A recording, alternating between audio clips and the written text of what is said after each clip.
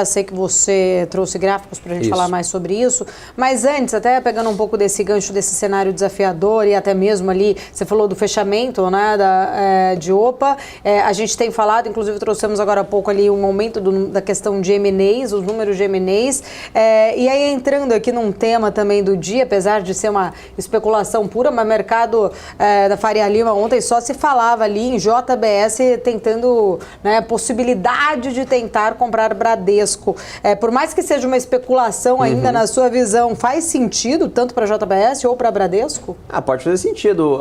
O JF já tem PicPay, né, já tem um banco, mesmo que seja uma magnitude muito menor do que o Bradesco. Original. Né, original, legal você ter falado original, é verdade, não tinha lembrado. Então é um banco que pode consolidar, né, essas avenidas aí que o JF já tem feito.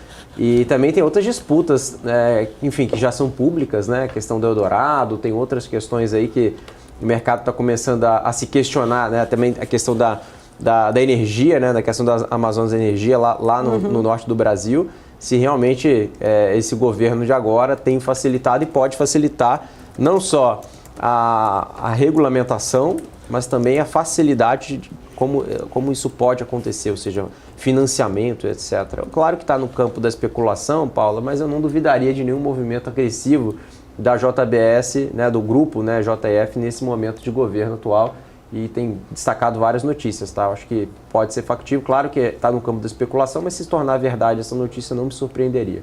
Ô Alex, a gente tem 4 minutinhos, mas só já que você tocou nesse tema, né, desse cenário desafiador, não só ali, até falando dos ativos muito descontados, mas eu queria entender um pouco mais a sua visão em relação às small caps, né, e trazer ali o gráfico que você separou para de fato, a gente entender, né, essa possibilidade de queda de juros nos Estados Unidos, como isso poderia aliviar, de certa forma, algum tipo de impacto potencial na performance das small caps por lá e comparar com as de cá.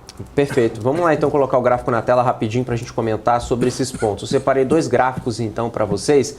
Um coloca, né, a performance relativa do Russell 2000, ou seja, as 2.000 empresas, né, consideradas aí mid, small caps nos Estados Unidos, que é o nosso famoso índice small caps aqui no Brasil, comparável, né, de uma forma comparável, comparado ali com as large caps, né, ou seja, as empresas do S&P 500. Tá? Então, ou seja, no desempenho relativo é muito claro nós termos aí uma janela de 2024, né, nas mínimas ali, ou muito próximo das mínimas históricas. Explica-se, claro, grande parte o cenário top-down, ou seja, o cenário de alta de juros nos Estados Unidos, que agora está virando para uma queda de juros, ou seja, o cenário agora está de flexibilização monetária. Então, acho que esse é um ponto interessante. Quando a gente olha em relação a esse cenário, por que as small caps estão caindo em relação às large caps? Não só pela alta de juros. O outro gráfico que eu vou colocar para vocês explica-se muito sobre isso.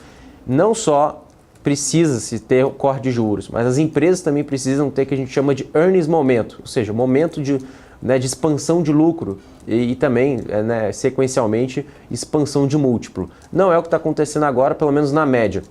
Nós temos isso nesse gráfico que mostra que quase 45% das empresas estão passando por momento de queda de lucro ou até mesmo de prejuízo.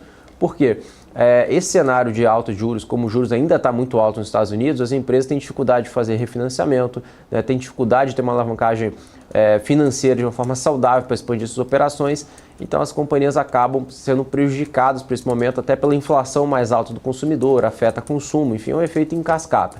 Então agora nós temos isso um cenário, né, muito alto, chegou a bater ali durante a pandemia do Covid ali mais de 50%, mesmo que o cenário esteja alto, mas a gente tem que ver aí muito próximo ali da média histórica, né, que gira em torno ali de uns 30%, 35%, então que seria um número praticamente saudável, abaixo disso seria um número muito benéfico. Não é o que está acontecendo agora, esse número está até subindo um pouco mais, então acende um alerta, e quando a gente olha pelas big cap, as maiores empresas de capitalização, estão no momento ao contrário, ou seja, estão crescendo lucros, apesar da precificação estar alta, a gente está falando aqui de empresas da Nvidia, Amazon, Apple, estão continuando a reportar bons resultados, né? Então, essas companhias, apesar de terem ter uma precificação mais cara relativamente às small caps, como mostrei no gráfico anterior, elas continuam a apresentar ainda mais uma expansão de múltiplo. Então, isso explica essa sustentação dos preços atuais, mas acho que vai chegar no momento, né, talvez não agora, não vai ser de uma vez só,